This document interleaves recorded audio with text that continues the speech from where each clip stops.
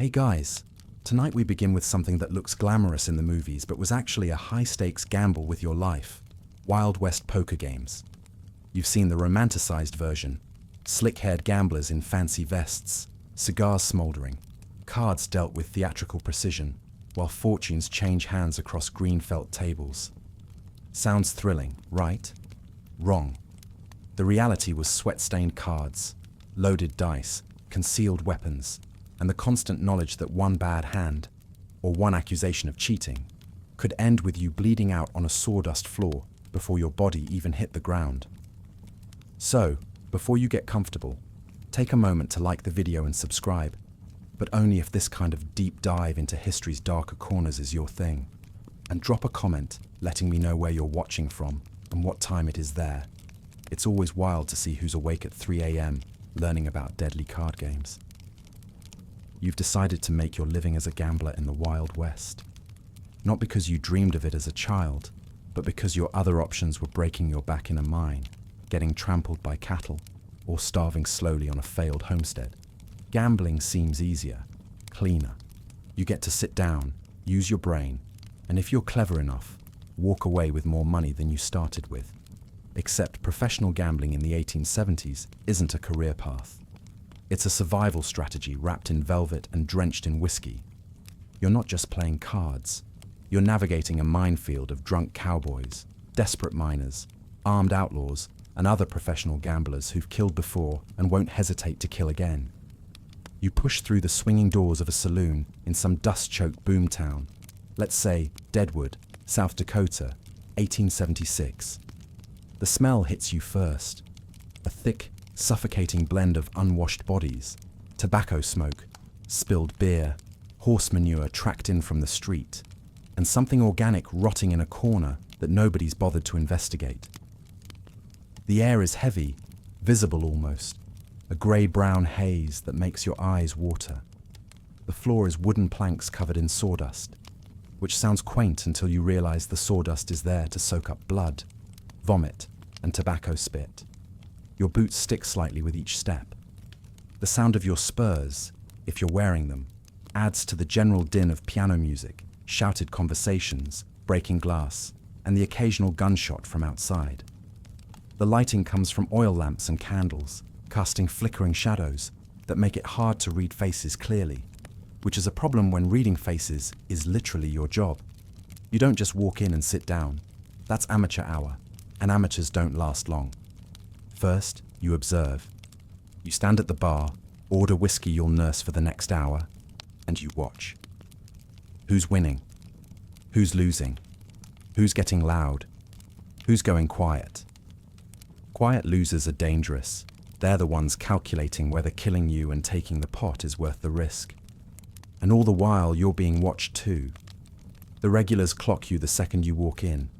New face. Clean clothes, relatively speaking. Probably have money. Definitely a target. You can't show up looking like a dirt farmer. Image matters. The classic gambler's outfit. Dark suit, usually black or deep grey, made from wool that's seen better days but still holds its shape. A vest, often brocade or velvet if you've been winning lately, plain if you haven't. A white shirt that started the week white and is now various shades of grey-brown from dust, smoke and sweat. A string tie or cravat, because you're a gentleman of leisure, not some common labourer. Your hat, probably a derby or a wide-brimmed gambler's hat, shades your eyes, making your expression harder to read. And you're armed, always. A pistol, usually a small caliber revolver you can draw quickly from a shoulder holster or coat pocket. Maybe a knife in your boot, possibly a derringer up your sleeve or in your vest pocket. These aren't props. You will use them or you will die. Your hands are your most important tools, so you keep your nails trimmed short, your fingers as clean as frontier hygiene allows, and you avoid calluses that would mark you as someone who does real work. Soft hands are a gambler's trademark. Of course, soft hands also make you a target for every hard-handed cowboy who thinks you're an easier mark than you actually are. Sit down at a Wild West poker table, and you're facing a cross-section of frontier society. All of them desperate, many of them dangerous, and none of them happy to lose. The cowboys are fresh off a cattle drive, pockets full of 3 months' wages they're determined to drink and gamble away in 3 days. They're loud, aggressive, and usually drunk by the second hand. They bet recklessly, lose, spectacularly, and sometimes get violent when they realize you've taken their entire stake. Easy marks if you play it right, but they're armed, drunk, and have friends. The miners are grimier and more desperate. They've been underground for weeks or months, and they come to town with gold dust or nuggets burning holes in their pockets. They're superstitious, which you can exploit, but they're also paranoid about being cheated, which means they're watching you closely and might flip the table if they think you palmed a card. The outlaws treat the poker table like any other job, extracting money from people who have it. They're good players, often better than you'd expect, and they're not bound by social niceties. If they're losing badly, they might just rob everyone at gunpoint and leave. You learn to spot them by the way they sit, always facing the door, always watching who comes and goes, always ready to move. Other professional gamblers are your real competition. Games against them are psychological chess matches, where everyone knows everyone else is cheating, and it's just a question of who does it better. There's a strange professional courtesy among gamblers. You might cheat each other, but you usually don't kill each other. Usually. Then there are the locals, shopkeepers, bartenders, craftsmen, the occasional lawyer or doctor slumming it for entertainment. They play for smaller stakes, generally know the game, and are less likely to shoot you if they lose. They're your bread and butter, regular players who come back week after week, losing steadily, but not catastrophically enough to quit. And every now and then, a genuine fool walks in. Someone who doesn't know poker, doesn't know the West, and has money. Maybe an Eastern businessman passing through. Maybe a naive kid who just inherited something. Take too much too fast and they'll wise up, or someone will intervene. There were no posted rules in Wild West saloons, but break them and you'd find yourself bleeding in the sawdust before you could explain it was just a misunderstanding. Don't get caught cheating blatantly. Everyone cheated, marking cards, palming cards, using Confederates to signal, rigging the deck. But if you got caught doing it, obviously, you were done. The table would turn on you instantly. Sometimes they'd just throw you out. Sometimes they'd beat you unconscious. Sometimes they'd hang you from the nearest tree. The key was being subtle. Winners buy drinks. If you're taking money off the table, you're expected to share some of it back via the bar. This keeps people friendly even as you take their money, and it gets them drunker, which improves your odds in future hands. No gloating. You can win big, but you cannot rub it in. No laughing, no smirking, no commentary about how badly they played. You stay neutral, professional, even sympathetic. Pride wounds heal slower than financial ones. Know when to walk away. If you've won big, if someone at the table is getting angry, if the mood is shifting from friendly to hostile, you leave. You cash out. You buy one more round for the house, and you walk out the door while you still can. And never accuse someone of cheating unless you're ready to kill them. Accusing another player is effectively challenging them to a gunfight. The moment those words leave your mouth, someone's probably going to die, and it might be you. Everyone cheated. The question wasn't whether, but how well. You'd mark the backs of cards with tiny scratches, ink dots, or bent corners that you could read during play. Sometimes you brought your own marked deck and suggested using fresh cards early in the night. Sometimes you marked the house cards gradually over the course of several games, a scratch here, a bent corner there, building your advantage one card at a time. Palming and dealing from the bottom required sleight of hand that took years to perfect. You'd deal yourself cards from the bottom of the deck, or palm cards, to swap them for better ones, your fingers moving so smoothly that even sober men wouldn't catch it. Good gamblers practiced for hours with cards, developing the same finger dexterity as a concert pianist. The cold deck was riskier. a pre-stacked deck switched in at a crucial moment. You'd have it prepared in your coat with a killer hand for yourself, then swap it during a distraction. Someone knocks over drinks, a fight breaks out, a woman walks by. The deck changes, and suddenly you're holding 4 aces. Everyone was watching for it, which meant you had to cheat while simultaneously watching for others cheating you. An arms race of deception, where the players who survived were the ones who cheated smart, not just often. Cards only told you half the story. The other half was written on the faces, hands, and bodies of the men across from you, and you had to read them through smoke, dim light, alcohol, and your own exhaustion. Most players couldn't control their eyes. Pupils dilate slightly with a good hand. Eyes flick toward chips when someone's deciding whether to bet. A quick glance at the door means they're thinking about leaving, which usually means they're losing badly. Trembling hands could mean excitement or fear. Some players touched their chips repeatedly when they had a good hand, unconsciously preparing to push them forward. Others became absolutely still, frozen, trying not to give anything away. Breathing speeds up with excitement or fear, slows down when someone's trying to appear calm. A deep breath before betting often meant a bluff. They were steadying themselves for the lie. You had to learn each player's pattern over several hands before you could exploit it. And tracking alcohol levels was crucial. 3 drinks in, most men start playing looser, betting bigger, bluffing more. 5 drinks in, they can barely see their cards. Some gamblers deliberately stayed sober while encouraging others to drink, gaining an enormous edge as the night wore on. You developed a mask, a gambler's face that showed nothing. Neutral expression, steady breathing, controlled movements. You became a blank slate that gave nothing away, even as you catalogued every micro-expression around the table. Money was what you were gambling on the surface. Coins, bills, gold dust, property deeds, horses, guns, anything with value could end up in the pot. But what you were really gambling was your life.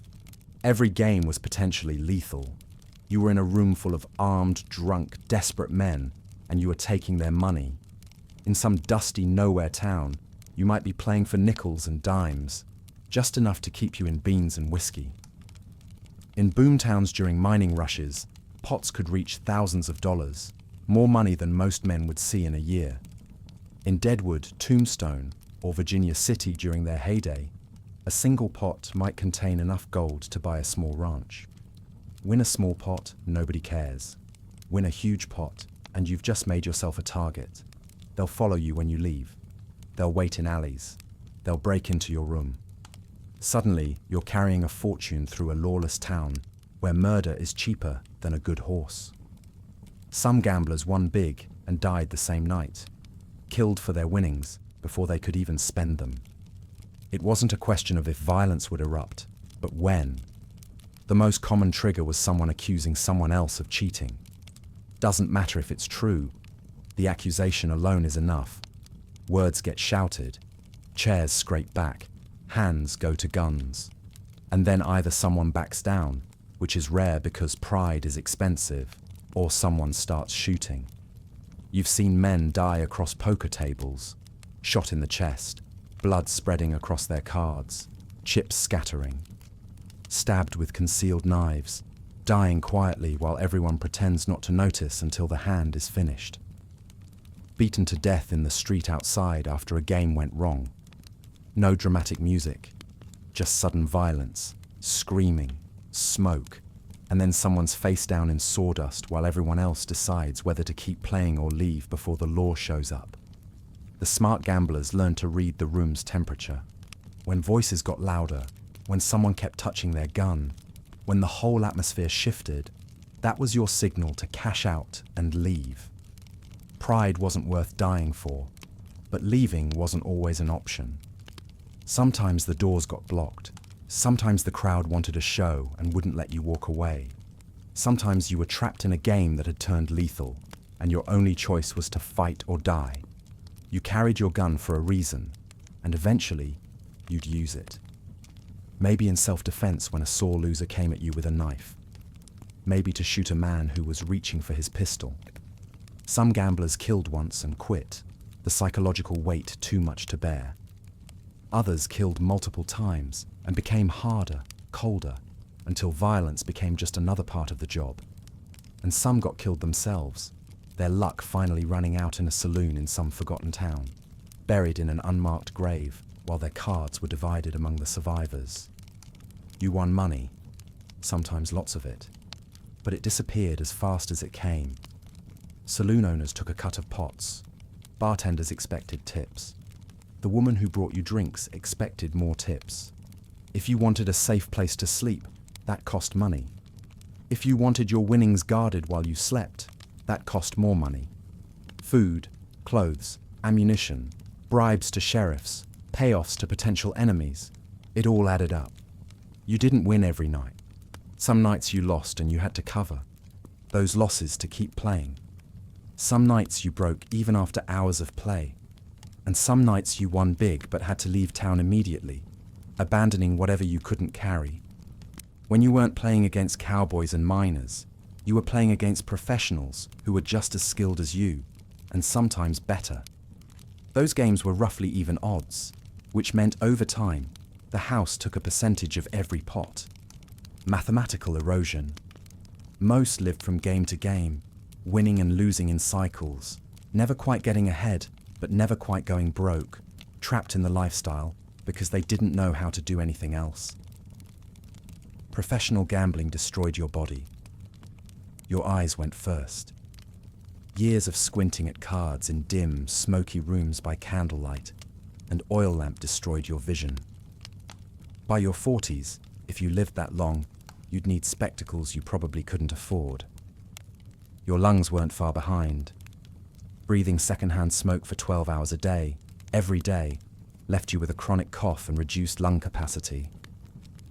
Tuberculosis was rampant in crowded saloons, spreading from man to man in the close quarters. Your liver took a beating from the drinking, not because you wanted to, but because it was part of the job.